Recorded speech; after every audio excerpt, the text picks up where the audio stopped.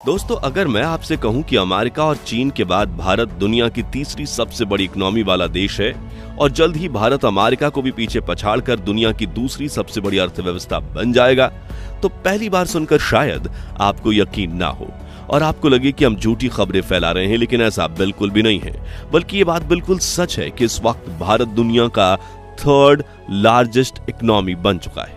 लेकिन जानबूझकर भारत की इकोनॉमी को कम आंक कर दिखाया जाता है। इसलिए भारत की इकोनॉमी अमेरिका, चीन, जर्मनी और जापान के बाद 5वें नंबर पर देखने को मिलती है, जो कि ज्यादा से ज्यादा $4 ट्रिलियन तक पहुंच पाई है। लेकिन नीति आयोग ने हाल ही में बड़ा खुलासा करते हुए बताया कि इंडिया की रियल जीडीपी $4 ट्रिलियन नहीं बल्कि $15 ट्रिलियन है, जो अमेरिका की $27 ट्रिलियन की जीडीपी के आधे से भी ज्यादा है। और वर्ल्ड लेवल पर भारत से बड़ी अर्थव्यवस्था बताए जाने वाले जापान और जर्मनी तो भारत के आसपास भी नहीं है। और इसकी रिपोर्ट खुद अमेरिकन इंटेलिजेंस एजेंसी CIA ने अपनी वेबसाइट पर पब्लिश की है, जिसका खुलासा हम आगे करेंगे। लेकिन उससे पहले जो हमने आज खुशखबरी बताई है, जिस अंशु ने सच से पर्दा उठाया है कि कैसे भारत दुनिया की तीसरी सबसे बड़ी इकोनॉमी बन चुका है, उसके लिए वीडियो को लाइक करके कमेंट बॉक्स में जय हिंद जरूर लिखिए। दोस्तों, जिस तरह हर चीज देखने के दो नजरिए होते हैं, उसी तरह किसी भी देश की इकोनॉमी को देखने के भी दो नजरिए हैं। और आपको ये जानकर हैरानी होगी कि जिस नजरिए से भारत दुनिया की तीसरी सबसे बड़ी अर्थव्यवस्था बन चुका है, उस नजरिए को हमेशा छिपाने की कोशिश की जाती है, ताकि भारत दुनिया के सामने एक सुपर पावर बनकर ना उभरे, बल्कि एक साधारण गरीब देश बना रहे। मगर जब भारत की जीडीपी असल में 15 ट्रिलियन के आसपास है, तो दुनिया की मीडिया और अंतर्राष्ट्रीय संस्थाएं हमें अब तक सिर्फ $4 ट्रिलियन वाली इकोनॉमी के रूप में क्यों दिखाती है? तो इसका जवाब है पॉलिटिकल एजेंडा। अमेरिका और यूरोप के देश को डर है कि अगर भारत की सही आर्थिक ताकत सामने आ गई तो उन्हें अपने बनाए हुए वर्ल्ड ऑर्डर से हाथ धोना पड़ेगा। इसलिए वो हमेशा नॉमिनल जीडीपी यानी डॉलर के रेट पर आधारित जीडीपी के आंकड़े दिखाते हैं, जिसमें अमेरिका हमेशा सबसे ऊपर रहता है और भारत बहुत नीचे। लेकिन अगर आप अपनी जमीनी सच्चाई को जानें, तो जान लीजिए कि किसी देश की असली आर्थिक ताकत आंकने का सबसे सही तरीका होता है परचेजिंग पावर पैरिटी यानी कि PPP। और इसी आधार पर भारत की जीडीपी का मूल्यांकन किया गया तो पूरी दुनिया हैरान रह गई। और ये बात सिर्फ भारत की नीति आयोग ने नहीं कही, बल्कि खुद अमेरिका की सर्च एजेंसी CIA ने कबूली है। उन्होंने अपने वेबसाइट पर साफ शब्दों में एक आर्टिकल लिखा है, जिसका टाइटल है रियल जीडीपी यानी परचेजिंग पावर पैरिटी, जिसमें 2023 की डेटा के हिसाब से चीन और अमेरिका के बाद $13 ट्रिलियन की जीडीपी के साथ भारत दुनिया का तीसरा सबसे अमीर देश है, जबकि भारत से अमीर कहे जाने वाले जापान और जर्मनी तो सिर्फ $5 ट्रिलियन की जीडीपी के साथ 5वें से 6ठे स्थान पर हैं। और दिलचस्प बात यह है कि 2025 में भारत की PPP जीडीपी $15 ट्रिलियन के आंकड़े को पार करके करीब $17 ट्रिलियन तक पहुंच चुकी है। अब सोचिए, CIA जैसी अमेरिका की खुफिया एजेंसी को भी यह मानना पड़ा कि भारत की अर्थव्यवस्था असल में $15 ट्रिलियन से भी ज्यादा है, यानी चीन की जीडीपी का आधा और अमेरिका से सिर्फ कुछ कदम पीछे। और अगर ग्रोथ की रफ्तार की बात करें तो भारत आज की तारीख में पूरी दुनिया की सबसे तेजी से बढ़ती अर्थव्यवस्था बन चुका है। और ये भारत की वही छिपी हुई ताकत है जो आने वाले कुछ ही सालों में अमेरिका को पछाड़ सकती है।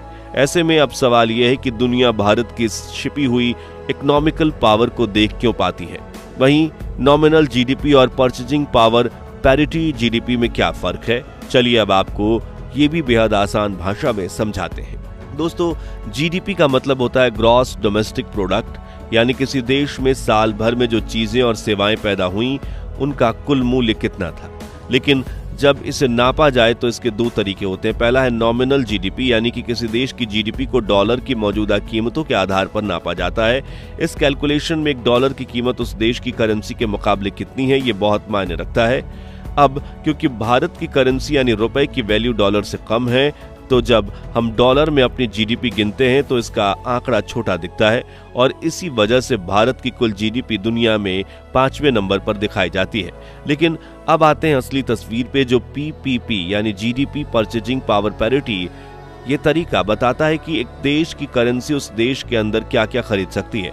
उदाहरण के रूप में अगर आप भारत में कोई चीज 100 रुपए में खरीद रहे हैं, लेकिन वही चीज खरीदने के लिए अमेरिका में आपको $100 यानी 8,000 रुपए खर्च करने पड़ते हैं, तो भारत की परचेजिंग पावर पैरिटी अमेरिका के मुकाबले ज्यादा पावरफुल हुई। एक और उदाहरण ले, जहां भारत में चावल सिर्फ 40 रुपए प्रति किलोग्राम मिल जाता है, वहीं अमेरिका में उन्हें खरीदने के लिए $2.5 प्रति किलोग्राम यानी 200 रुपए देने पड़ते हैं। यानी अमेरिका भारत से 5 गुना ज्यादा महंगा हुआ।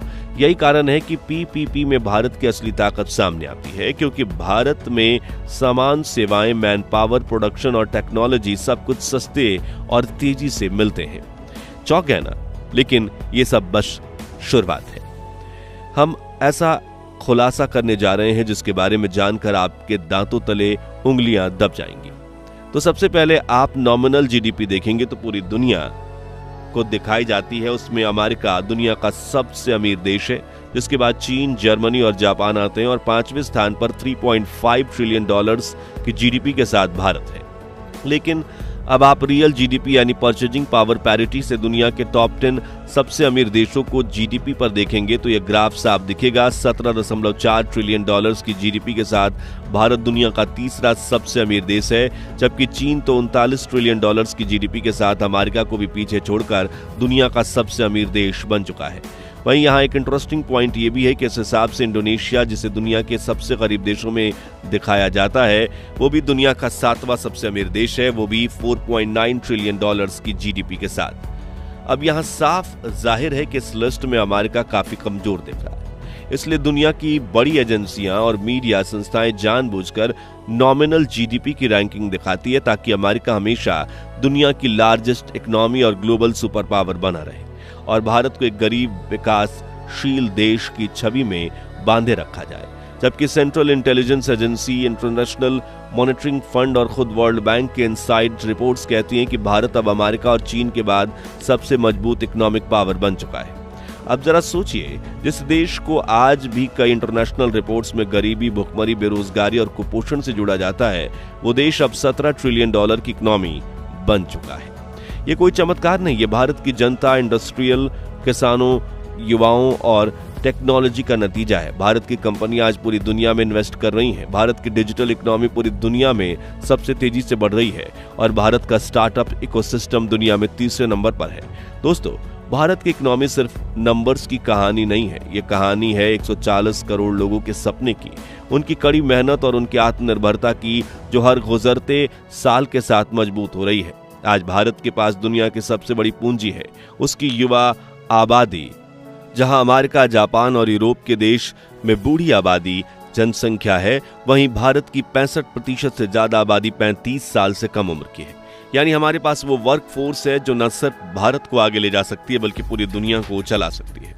आज भारत सिर्फ परंपरा और संस्कृति नहीं बल्कि टेक्नोलॉजी और इनोवेशन का भी दूसरा नाम है। यूपीआई का ही उदाहरण ले लीजिए, वो डिजिटल सिस्टम जो आज अमेरिका, फ्रांस, सिंगापुर जैसे देशों से भी भारत इससे ही मांग रहे हैं। ये वो सिर्फ शुरुआत है। भारत की आईटी इंडस्ट्री, सर्विस सेक्टर और हेल्थ केयर आज दुनिया की रीढ़ बन चुके हैं। चाहे वो गूगल हो या माइक्रोसॉफ्ट, वहां की लीडरशिप से लेकर बैकएंड तक सब कुछ भारत के दिमाग से चलता है। सिर्फ इतना ही नहीं, जब भारत डिफेंस सेक्टर में भी आत्मनिर्भरता की मिसाल बन रहा है। भारत ने न सिर्फ अपने फाइटर जेट्स बनाए बल्कि ड्रोन टेक्नोलॉजी, बैलिस्टिक मिसाइल्स और एंटी सैटेलाइट वेपन्स जैसे हाई एंड सिस्टम खुद भी तैयार किए। वहीं इसरो की बात करें तो भारत का स्पेस प्रोग्राम अब बच्चों का खिलौना नहीं रहा। चंद्रयान, गगनयान, सूर्ययान, अब सेकंड सेमीकंडक्टर मिशन के जरिए भारत टेक्नोलॉजी का नेतृत्व करने की ओर आगे बढ़ रहा है। भारत अब सिर्फ मोबाइल बनाना नहीं बल्कि उनके चिप्स यानी प्रोसेसर और सेमीकंडक्टर तक बनाने में उतर गया है, जो दुनिया की असली ताकत है। अब सवाल आता है कि अगर भारत इतना ताकतवर है तो फिर नॉमिनल जीडीपी हम इतने पीछे क्यों पड़ जाते हैं इसमें?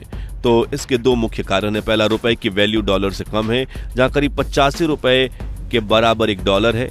इसलिए जब हम नॉमिनल जीडीपी की बात करते हैं तो यहां हम पीछे हो जाते हैं।